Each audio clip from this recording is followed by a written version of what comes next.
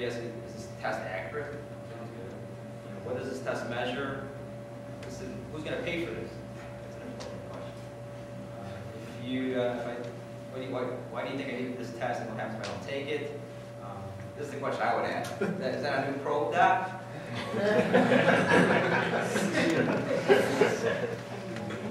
What's really important is, do you really need this test? And a lot of times we look at the word of our doctor as the be-all and all. So we are now paying more for health care. Remember, we're paying $1,400 more premiums for health care. We've got a deductible to meet.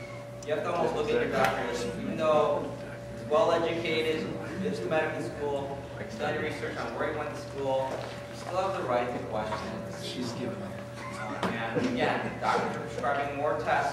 Why?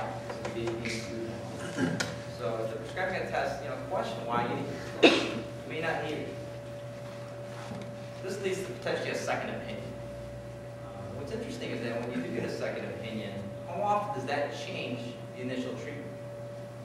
What do you guys think? Third, 20%, 60%, or very rare? C. See, 60%. That's a bit high, but still, it's 1/3. So if you think about it, if you do go for a second opinion, 30% of the time that first opinion was wrong. You have to go for a second opinion to get it right. And you see that a lot. You see it a lot in sports. Someone will go for a surgery on their arm and they feel like you don't need that surgery, or maybe there's something else they can do. So when do you get a second opinion? So they list out some nice things to get a second opinion. When you're having symptoms and your doctor constantly is saying, oh, it's nothing. You're not getting your symptoms taken care of. If you're saying that you're feeling this pain, he's prescribing something that doesn't even affect it. He's not getting it. Maybe it's time to find another doctor with your second opinion. What they put on it is when your doctor says you need surgery. So that's interesting, coming from two doctors. That whenever you're given the opportunity to get a surgery, question, do you really need that surgery? That's invasive.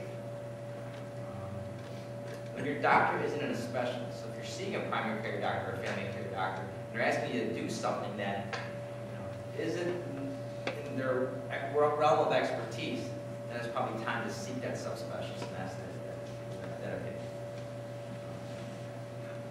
Second to the last bullet there, when you want to try other treatment options.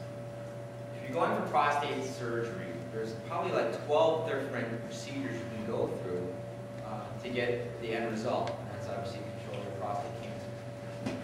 So one doctor may feel that one procedure is strong, but maybe he has an incentive to offer that type of procedure.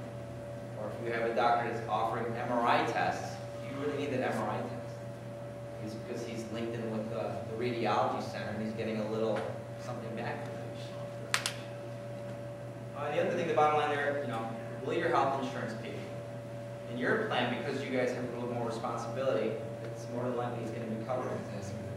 So you have the opportunity to get a second opinion, obviously for the benefit of your health. Okay, let's look at the drugs here.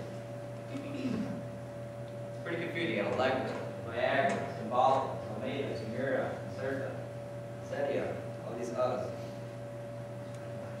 About 2/3 of the time when you leave a doctor's office, you're going to get a prescription, a script. A lot of times, I guarantee about 80% of that time, you can't understand what the heck they're writing on that script. So to the doctor's point here, Dr. House and Dr. Boyson, you need to understand in detail what you're prescribing for. So what is this medicine for? Does this medicine replace anything I'm taking? How do I take this medicine? Do I take it with food, without food, in the morning, in the day, at night, before I go to bed, once a day, twice a day, 3 times a day? If you're given multiple prescriptions, that's going to get confusing. So you need to understand. Is this drug new to the market? How many of you have heard of Vioxx? Merck's dealing with a lot of lawsuits right now because of Vioxx, because after 18 months of just being on the market, it killed people.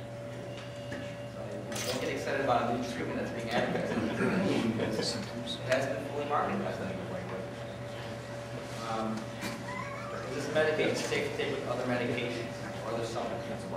That's important because drugs compete for metabolism with each other. And also drugs compete for metabolism with food. A lot of times you can't take alcohol with food because alcohol is metabolized in your liver, just like the drugs metabolize. How many of you know that cranberry juice or grapefruit juice should not be taken with a statin? And the reason for that is because they're both metabolized in the liver, and cranberry happens is the statin just sits around in your body, and on a high concentrated level, the grapefruit juice gets metabolized, but the statin didn't. As a result, you have high concentration of a statin in your body, like a Lipitor, and that leads to more side effects. You're going to get more muscle pains, and you're prone to a lot more other side effects. So understanding these things is very important. With nice Dr. Oz and Dr. Boyle, they actually list out all the different medications that have potential side effects. You guys can see that. The other thing is they're a generic version. You know, doctors typically will write whatever that drug rep was there talking to them about. They may forget that there's a generic version. Or there might be another reason why maybe that doctor's writing a brand name rather than a generic. In your plan, obviously, because you have to meet a deductible, you're paying a lot more for that first dollar coverage before you get that 100% kicker. So you have to pay full price for your drugs. So make sure that if there's a generic available, try it. Okay, doc, I can't afford these prescription prices anymore. What do we do for relief? Take these and tell me when you get back to Canada. Seeing a lot more. Why are people going to Canada? Because drugs are cheaper in Canada. Drugs are cheaper in Mexico. But why are they cheaper? It's cheaper because they have a different health care system than we do. They have a universal health insurance system. And in order to make that work, they require price controls of the manufacturers and of the providers that work in that system. So if the drug wants to be sold in Canada, it has to be sold for X amount of dollars. And it's typically anywhere from 25 to 50% cheaper than what we would buy. We are the richest country in the world, so manufacturers of pharmaceuticals get that. So they're going to more or less sell it to us at the highest price they possibly can sell it at. They can sell it for cheaper everywhere else around the world. But on top of that, relatively speaking, we make more money relative to any other country in the world as well. So should we be struggling to burden these high costs? That's why more people are going to Canada. But is that the right thing to do to go to Canada? Because now you have limited supply there. So economically speaking, what happens when you have limited supply and you have more demand, it's going to increase their cost of healthcare. But at the same time, you have people that are going to try and make money off of those of us going to Canada by counterfeiting drugs. You're going to buy counterfeit drugs from China, counterfeit drugs from India, ship it into Canada, and sell us things. So there's risks going with Canada as well. So we have the FDA to approve drugs made by our manufacturers, but the FDA also monitors the quality of our drugs. So there's no FDA in Canada. So just be aware of that. Fortunately, what you do have in terms of drugs, and drugs are expensive. You want to find, obviously, the best price for your drugs. So you have the tool to do that for you. It's called serveurx.com. I think many of you have been there, but if you haven't, it's a nice tool to go out there and price out prescriptions.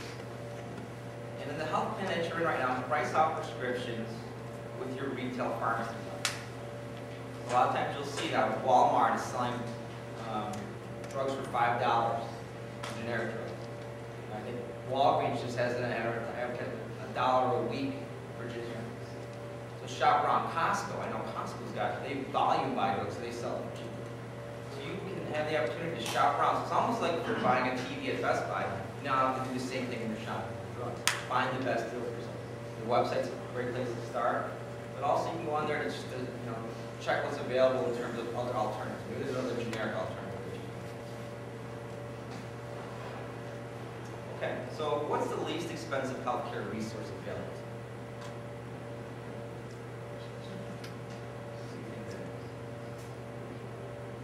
You're not going to see your doctor. Google, I mentioned Google earlier. B? See, you're right. Why is that? Because pharmacists are now doctors. About 4 or 5 years ago, pharmacists just graduated from pharmacy school and they could go right to pushing pills and working in a retail pharmacy. That changed 5 years ago where they saw now they're dealing with drugs which could end up killing people, so they have to be more in tune. So now they have what's called a pharmacy doctor, PharmD. So you see every pharmacist is PharmD. So they're very knowledgeable. In order to become a doctor, you have to go through a clinical rotation similar to get as a family practitioner. So a very good resource, and it's a free resource. Walgreens really promotes the value of their pharmacists. So take advantage of this, ask them questions. Another resource is the nurse line. Through your health plan here at UMR, you have a 24-hour nurse line.